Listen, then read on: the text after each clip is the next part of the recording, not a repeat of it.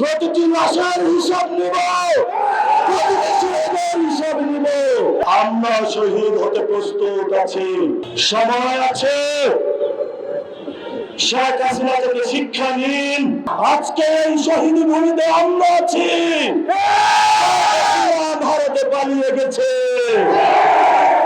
শহীদের মিছিলে রূপান্তর করছে এই শহীদ মিছিলে যারা নাম লিখিয়েছেন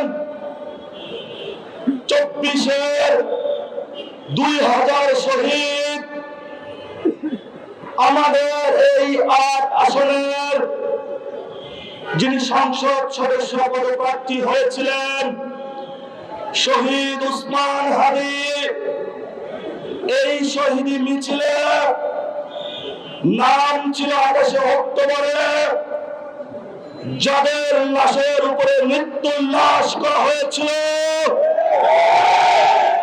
এই শহীদ মিছিলে নাম লিখিয়েছেন শাপলা চত্বরে অসংখ্য আলেমদেরকে শহীদ করা হয়েছে।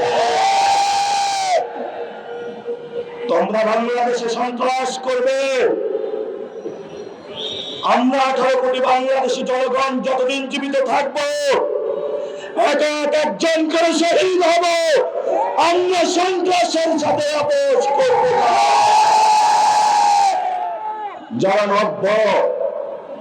নতুন করে দিল্লির সেবাদেশ হিসাবে নিজেদেরকে আবিষ্কৃত করতে চায়, আমরা তাদেরকে হুঁশিয়ার করে বলতে চাই সময় আছে। শেখ হাসিনা থেকে শিক্ষা নিন।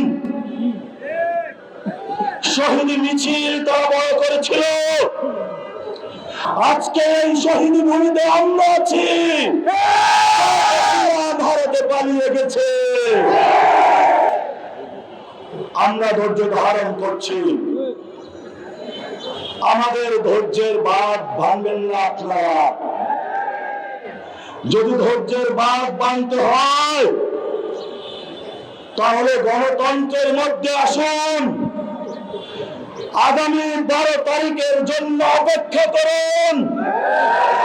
বাংলাদেশের মানুষ মুখিয়ে আছে, বাংলাদেশের মানুষ আগামী 12 তারিখে গণতন্ত্রের মধ্য দিয়ে যারা গত 1 বছরে বাংলাদেশের টেন্ডারবাজি চালিয়েছিল, দুর্নীতি চালিয়েছিল, সন্ত্রাসী কার্যক্রম চালিয়েছিল, তাদের বিপক্ষে 11 দলীয় জোটকে ঐক্যবদ্ধ বাংলাদেশকে বিপুল ভোটে জয় করে ইনশাআল্লাহ সরকার গঠনের ধার প্রান্তে নিয়ে যাবে।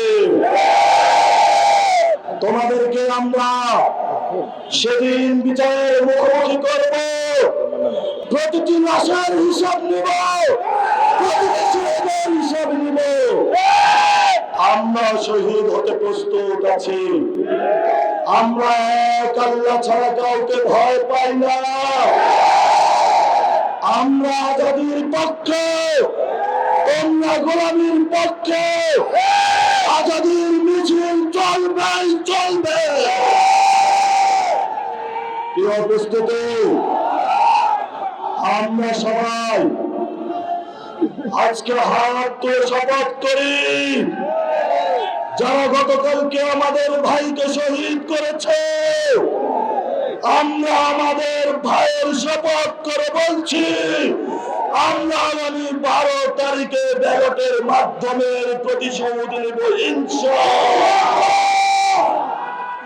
বাংলাদেশ যারা সন্ত্রাস করে, যারা দুর্নীতি করে, যারা টেন্ডার করে, আপনারা তাদেরকে বয়কট করুন, গণভোটে হাকে জয়যুক্ত করুন।